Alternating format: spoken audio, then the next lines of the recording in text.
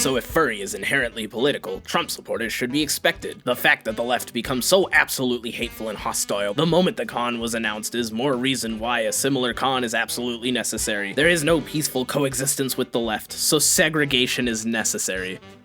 Did he just advocate for segregation? One cannot rule out the potential crimes redacted may or may not have committed. Someone reaching their level of degeneracy usually is at the point where right and wrong disappear. I think we all look forward to the day where they may or may not be exposed as being much worse. See that symbol in their name? That means they want to fuck dogs. This one's talking about the suit of the BLFC pizza incident. Isn't the person who started the party is wearing the fursuit made by you? Yes. Well, that's enough for me to blacklist you. Lol, because I could see in the future when I made the suit over the summer, sure. I don't want to spend thousands of dollars on a fursuit that is made by someone who's behind the one used in a pizza party. No thanks. Misha B. Barkin, it's purely disgusting how you're trying to force your opinions into people's heads, and it unfortunately works surprisingly well since a good portion of your subscribers are minors, and especially young ones. They easily absorb information, and then they go around spreading this hate. Disgusting how such lowlives are allowed on YouTube. Go back to Twitter where you belong. Hi. Hey! Are you looking for a boyfriend? Poppy fur, poppy fur.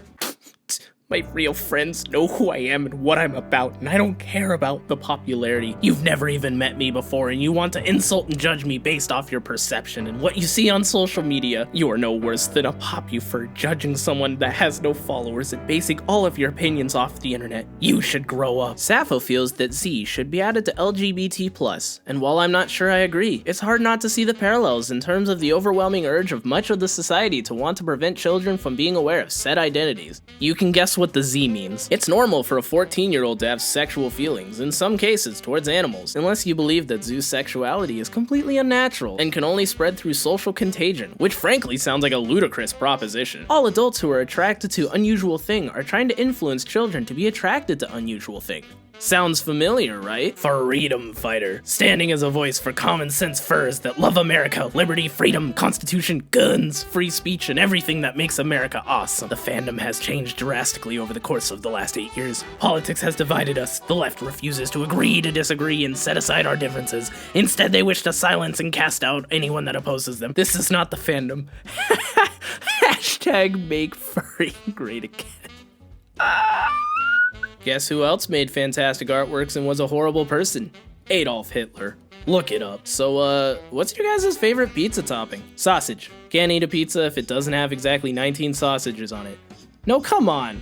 Well, I would hope not. Yeah, that's right, I included myself. This was a horrible post, and I'm sorry.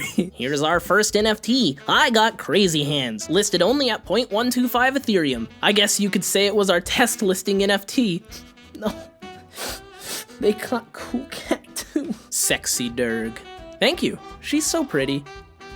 I'll suck your dick. Oh, no. You did not think that you could post this and get away with it. I saw it. Now God has to see it and you have to pay for your sins. Welcome to Why Do Furries, Benji. Clocks go back on November 7th. I hope mine goes back to when people had morals, values, loyalty, appreciation, and respect.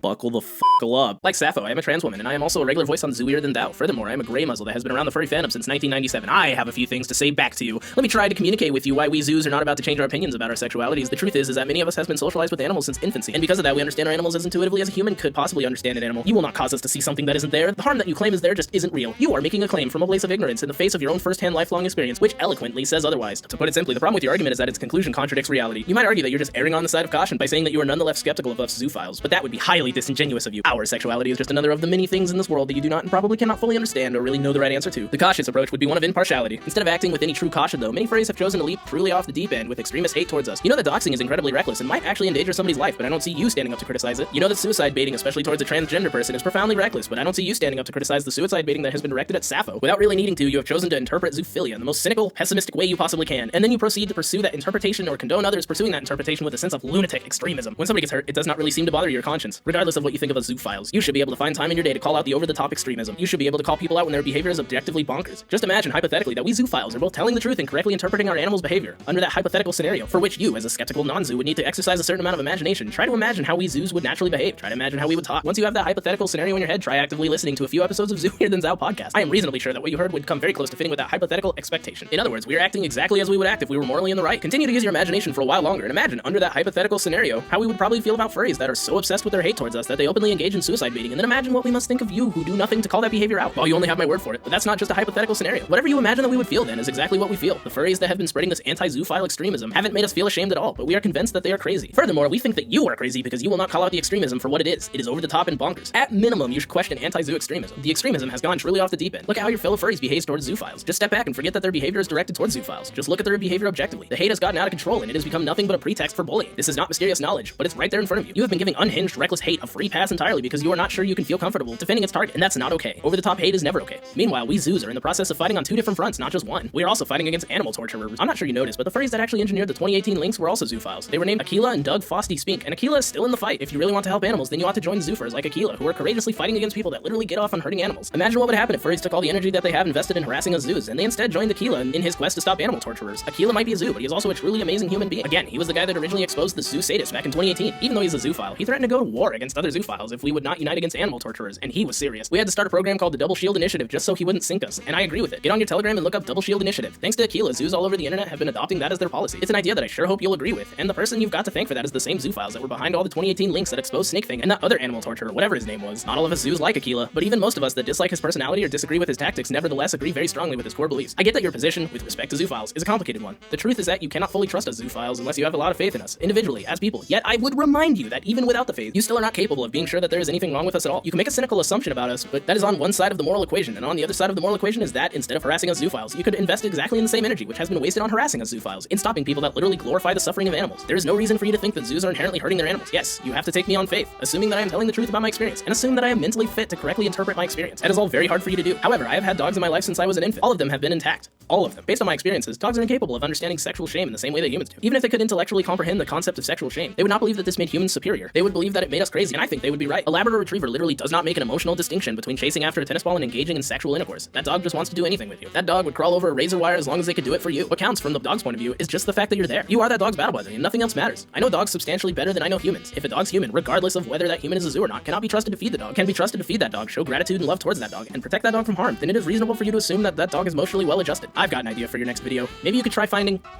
I think everyone's in agreement with me when I say, too long, didn't read.